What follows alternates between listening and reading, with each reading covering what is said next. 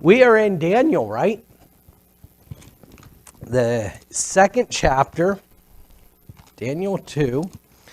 And last week, I said I was going to leave the rest of the second chapter to you, and we were going to move on. I changed my mind on that because really, the second half of Daniel, the second chapter, is an absolute essential and crucial part of the whole book. In fact, if you look up here at our poster, whoops, that plant needed moved a little bit anyhow. If you look at our poster, and we'll address this today, but you see Daniel 7, and I know it's hard to read, so if you can't read, you'll have to take my word. This is Daniel 7. And Daniel 8, we have more visions, and they're all building off of what's here in Daniel, the second chapter. More importantly, what the interpretation of this dream is, Nebuchadnezzar's dream, is the foundation of what the entire book is about, and a very important part of what we are about and what we as Christians have in our lives. So with that being said, last week in the beginning, chapter 2, we see that Nebuchadnezzar woke up on the wrong side of the bed. So what's that mean? People are going to die, right? More accurately, he has a dream. He calls in his wise men, says, tell me what my dream is interpretation of. And they say, no one can do that.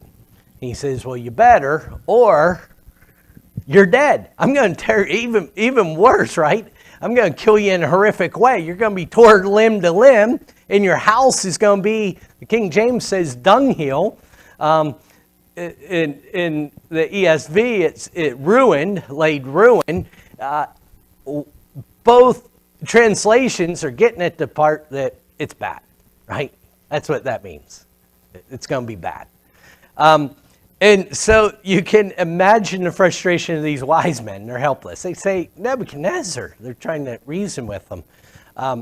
King, no man could do this. Only the gods. And they're trying to reason with them, but that's the problem with the king. You don't have to reason with him, or he doesn't have to reason with you, right? He's in control. That's the whole point.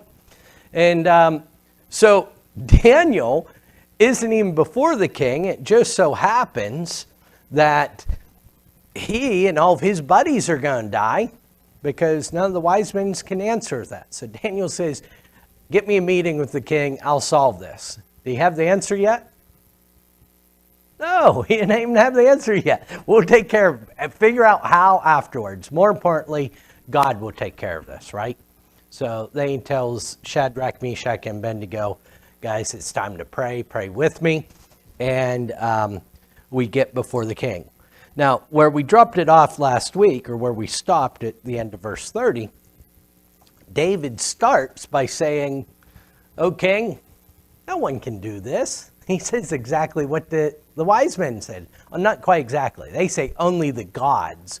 Remember, the Babylonians had 4,000 of them. So that's a lot of gods. Only the gods could do this, and they don't dwell in the flesh. And so Daniel starts with very similar refrain. He says, no man could do this, but there is the God who has, right? And here's your dream. And this is what Daniel describes. This image with a head of gold, a chest and arms of silver, a waist and legs of bronze, lower body of iron, and then as we come to the feet, that iron becomes clay and iron mixed. Daniel says, here's your dream. You think Nebuchadnezzar's impressed yet? Yeah, I know this. When my girls come to me, they don't sleep long enough to have dreams as long as they tell me about. And they say, Dad, guess what I dreamed about? there's no guessing. I mean, there is no guessing whatsoever. And so Daniel tells Nebuchadnezzar, here's what you dreamed about. Wow, you've got his attention. In an interpersonal concept here, what Daniel does is gets credibility. And I just want to make a comment there about us as a church and the gospel, that this sometimes is a step we skip, right? Sometimes churchianity, religious individuals, and I'm including myself in that group, can be heavy on the telling you how to fix your problems, telling you what you ought to be doing, but doesn't seem to apply to my own problems, right? One of the things that we need to work on heavily is credibility. And that's what Daniel does here. And you see that principle over and over again. He said, give us a test in chapter 1. And, they were found to be better, 10 times better than everyone else. There's the test, credibility. Daniel gained credibility here. Now Nebuchadnezzar is going to listen to the interpretation. Questions or comments? Would someone read for me 31 through 35, please, of Daniel, the 2nd chapter? Thou, O king, sawest, and behold, a great image. This great image, whose brightness was excellent, stood before thee, and the form thereof was terrible. This image's head was of fine gold, his breast and his arms of silver, his belly and his thighs of brass, his legs of iron, his feet part of iron and part of clay. Thou sawest till that a stone was cut out without hands, which smote the image upon his feet that were of iron and clay, and brake them to pieces. Then was the iron, the clay, the brass, the silver, and the gold broken to pieces together, and became like the chaff of the summer threshing floors, and the wind carried them away, that no place was found for them. And the stone that smote the image became a great mountain and filled the whole earth. Thank you, Kevin. So what we don't have depicted on our picture is this stone, not cut with human hands, smashing into this image, completely obliterating it, and then growing into a mountain itself. And that's what's not depicted on that picture, but what takes place in the dream. We spent a fair amount of time on this last week, but this word image here goes right back to page 2 of our Bibles. Maybe it's page 1 or 3 on your Bible. On my Bible, it's page 2. This image, when you start to see its importance clear through to the very end of the book of Revelation, for me, it helps see how this whole story, this whole presentation or self-revelation on the part of God to mankind ties together, right? This is getting at our image. We were designed to do something specific, to represent God on this creation. This was the representation of mankind at this time. This is man rolling man. Where we're going to work towards is God rolling man, right?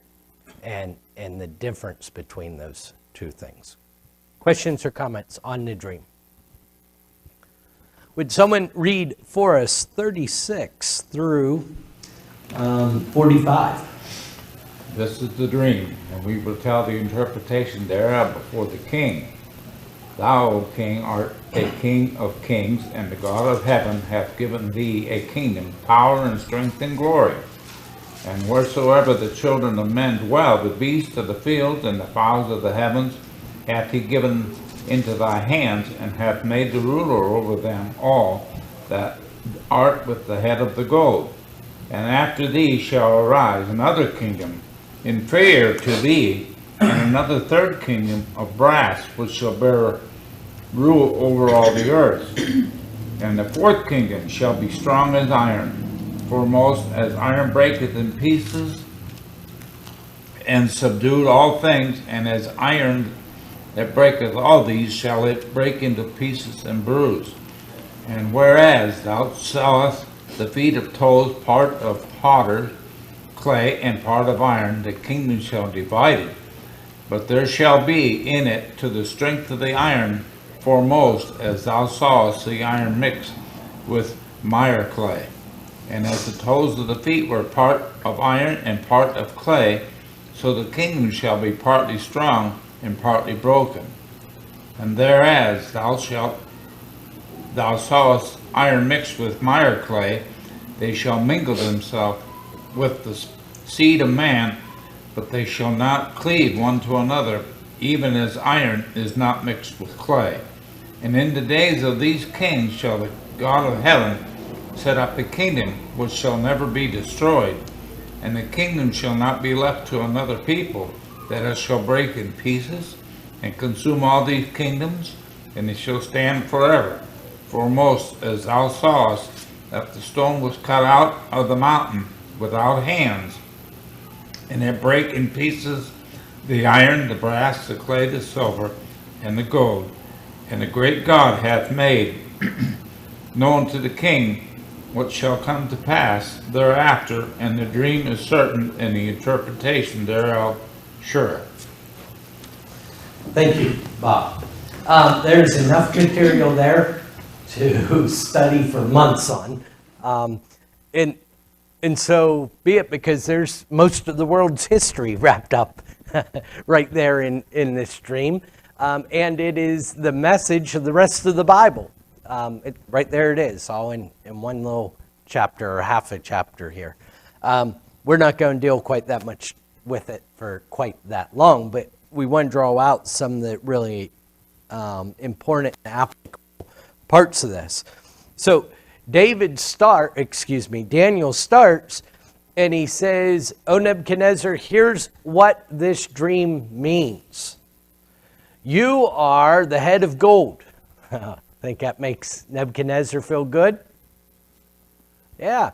It's not just flattery. We talked a little bit about Babylon last week. It was incredible. But there's a little more to it than just the size and how advanced they were.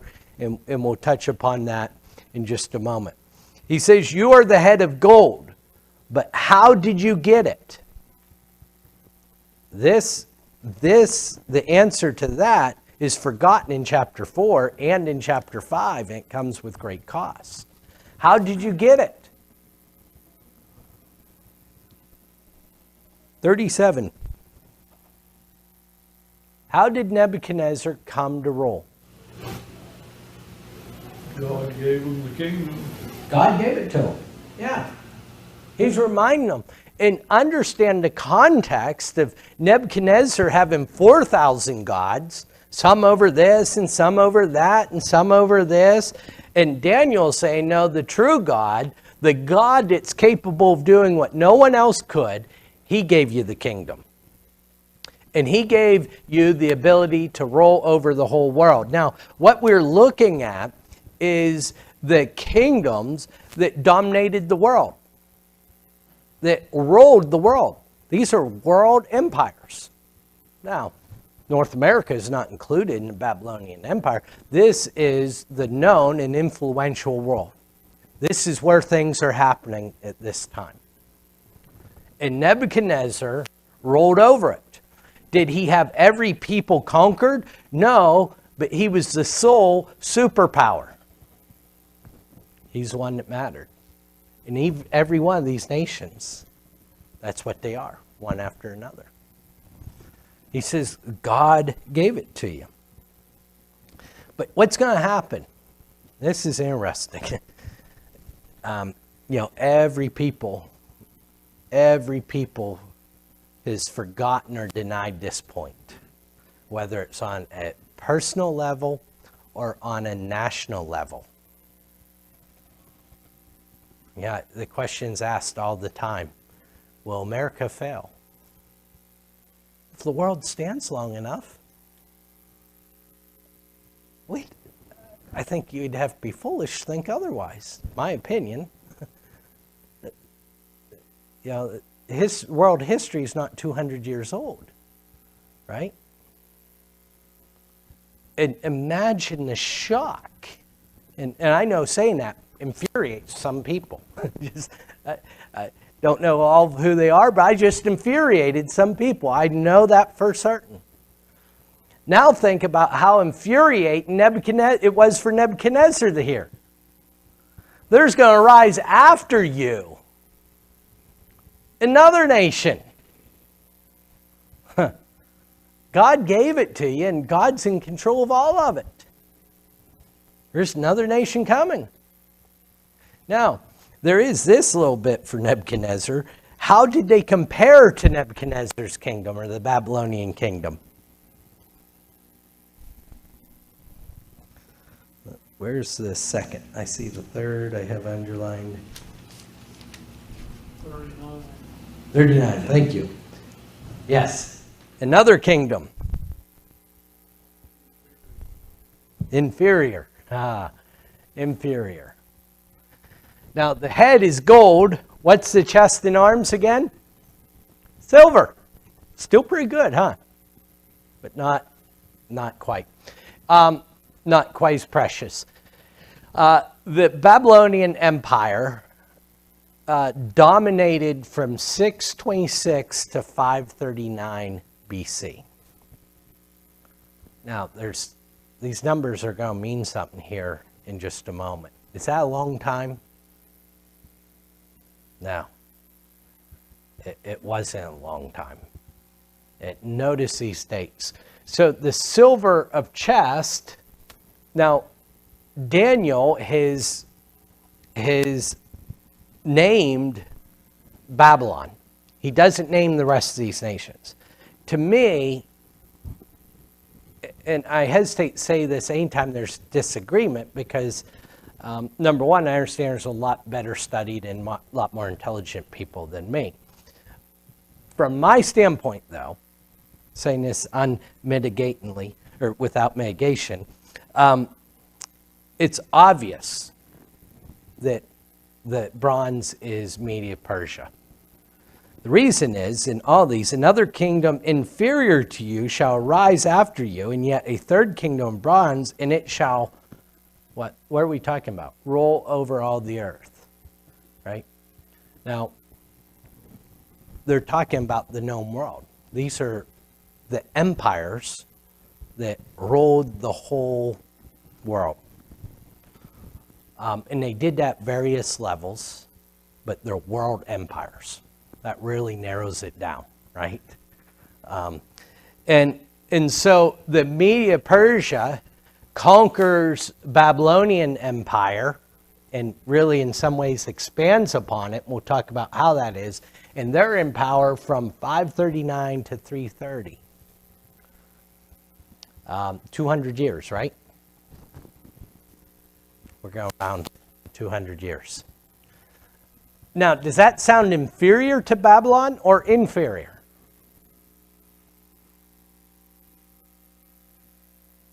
Superior in length, right? And so we'll talk about what that means in a moment because there's some interesting things there. The third kingdom we just read is the belly and thighs of bronze. And that is the Greek Empire. Who brings it to power? Don't say God. That would be correct. That's the thrust. But what leader is used? Cyrus, I didn't say this, but Cyrus, Nebuchadnezzar's name, he's not the only king of the Babylonian Empire. He is the symbolic, the most influential leader of the Babylonian. Cyrus is that of the Medo-Persians. Who's the Greek leader? Yeah, you know more than you're thinking right now. He's a great leader, great warrior. Yeah, Alexander the Great, right? He comes through with swift power, swift armies, and that will be important. And in just a few moments, we'll draw some lines here. But they roll from 330 to 663, or excuse me, from 63. 330, I'll say it correctly eventually. The Greek Empire lasts from 330 BC to 63 BC. Just a little bit longer, right, than the Medo-Persian Empire. Doesn't sound inferior. Sounds superior from that standpoint. And then last, we have the legs of iron and the feet that are mixed. And the Roman Empire is who conquers the Greek Empire under Pompey. Pompey does the majority of the work, and then shortly thereafter it's finished, from essentially 330 to 426 AD. The Roman Empire was incredible from that standpoint, right? So let's draw some lines here. I said this is Daniel 7. We're seeing the role of man from one aspect here in this image. We're going to see it from a different view later in Daniel as it's related to beast. And I think we can all understand how governments can be beast, right? And take on similar characteristics as animals. But gold is an interesting story or description of the Babylonian Empire because they were filthy rich in gold. In fact, I believe in Babylon they had, excuse me, 53, at least 53 temples, if I'm not mistaken. But the most notable is the Temple of Baal, as in B-E-L, maybe not the B-A-A-L that you may be thinking of. Temple of Baal. And in it has this statue or image of Baal, and all made of gold, all gold. And a huge temple that table. Brain shutting down completely. Huge table, all made of gold. That weighed 800 talents of gold. 800 talents of gold. Now, I did some calculations as of 2018, which is a little bit dated now, and I don't know what gold's done in the last few years, but as of 2018 prices, a talent of gold was worth, anyone want to venture a guess? $1.4 million. $1.4 million for one talent of gold. This single image of Baal in the table was 800 talents. It's got to be essentially right around $1 billion, right? A little over $1 billion worth of gold in one temple in one little place. They were all about, the Hanging Gardens, of course, Nebuchadnezzar built for one of his homesick wives. Just splendor that is amazing. Now, silver, when we think about the Medo-Persians, silver was currency. It was the standard of payment. The Medo-Persians were, Corey's not here to pick on Junior. He's out at CCR. Wanted to pick on our in-house accountant there. But they were a nation of accountants. They refined and really progressed taxation processes. And they were all about money, and their power came from not gold and acquiring something to really show off, but acquiring wealth. And they were incredibly wealthy, much wealthier than Nebuchadnezzar. He was splendor in another way, or superior in another way. That was their strength, and that's what led to 200 years. is their incredible wealth and dedication to that. Questions or comments on those ideas of nations? The real interesting contrast, though, for me becomes Greeks, because they're made of bronze. And the Greek soldiers were known as Alexander's bronze-clad soldiers, because the Medo-Persians and armies before them tend to be very lightly armored. And here comes Alexander, who's able to be very swift with his armies, and they're wearing bronze armor, and he conquers the known world with bronze. Now, what's really interesting is we transfer. Oh, and by the way, Daniel later describes this empire as the winged leopard. Notice how many times I mentioned his speediness, right? And later we're going to see he's a winged leopard. It really emphasizes that. And then we make this transition into the Iron Age. Isn't it interesting what ends up being where we move from the Bronze Age, historically speaking, to the Iron Age, is exactly where this image transforms from bronze midsection to iron legs. And iron is the most applicable description of the Roman Empire, because they had iron weapons, and you know, as Daniel mentions here, iron existed before the Roman Empire. They're now widely employing it and using it, especially in warfare. And so they are able to conquer the world in a way that's never been done before. As Daniel notes, iron breaks everything. And that's what Romans did. They busted everything up. Notice this transition from the winged leopard to the terrifying and frightening beast. When you think about Roman soldiers putting down riots and slave rebellions at Carthage and things where there's 6,000 crosses with humans on each one of them, and the way they were able to sweep through the world, what a terrifying beast, right? You can see that relation. But the Roman government went through a lot of transformation itself. Julius Caesar starts that transition from the Republic to the empire. But you see their method of ruling was to incorporate people's religions, people's customs into their, just pay your taxes and don't rebel. You can kind of do your thing.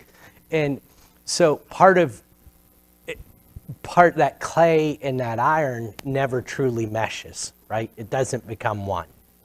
But yet there's enough strength in it that lasts 500 years. And so notice this, generally speaking, this increased durability of each of these nations. So they were not inferior in every way.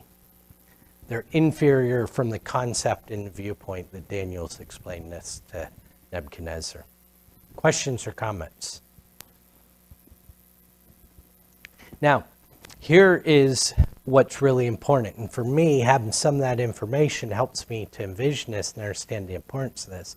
The point of this is, for Nebuchadnezzar and for us, that man is trying to rule the world over and over and over again. During this time, God is going to smash world dominance,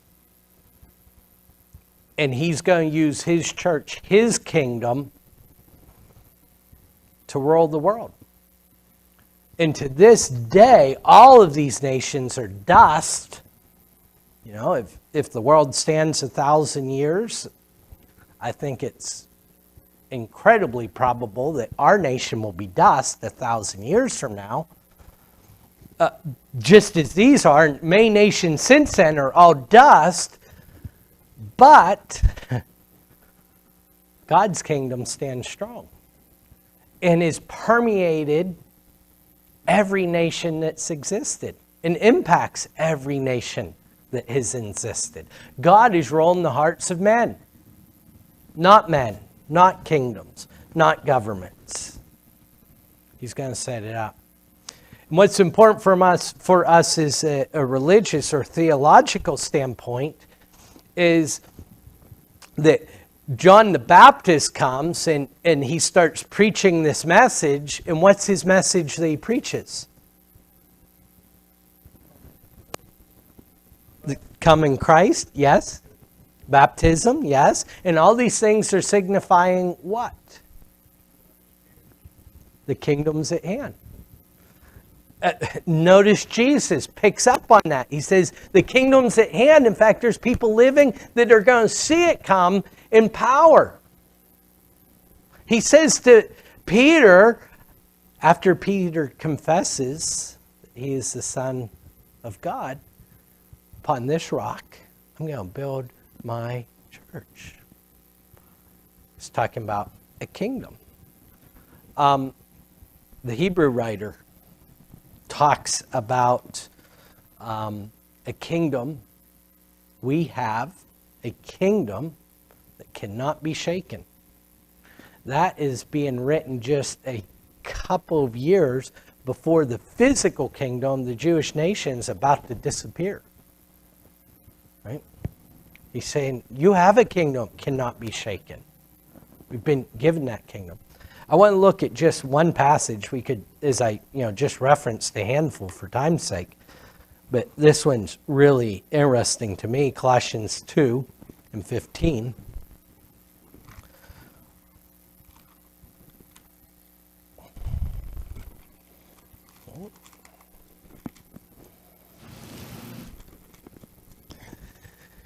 Speaking of Jesus, and if we had more time, we'd read context here, but this is speaking of Jesus, Colossians 2:15. He disarmed the rulers and authorities and put them to open shame by triumphing over them in him.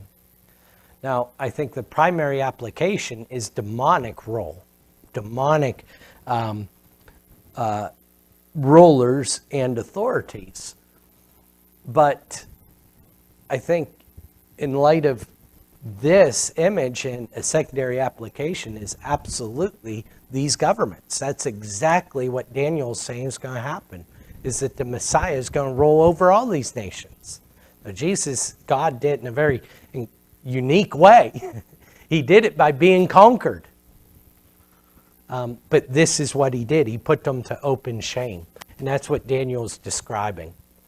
The kingdom of God's going to put to open shame these nations. And I think that's what's really important for us as Christians to understand, that we are not to be like the world.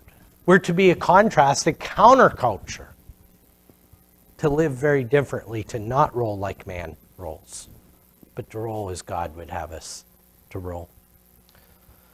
And of course, 1 Corinthians 15, I'll let you say that yourself, by encourage you to mark it down and read it in the context of what we're looking at. That kingdom will last until the last enemy is conquered, that being death, at which point Christ will hand the kingdom over to the Father. So that's the point of the interpretation of the dream. Understand what that would have meant for Daniel, please, or consider it. So I mean to say, consider what that means for Daniel. He's being oppressed as a person of God by a foreign nation. And God's saying, there's going to come one after another that's going to rule the world.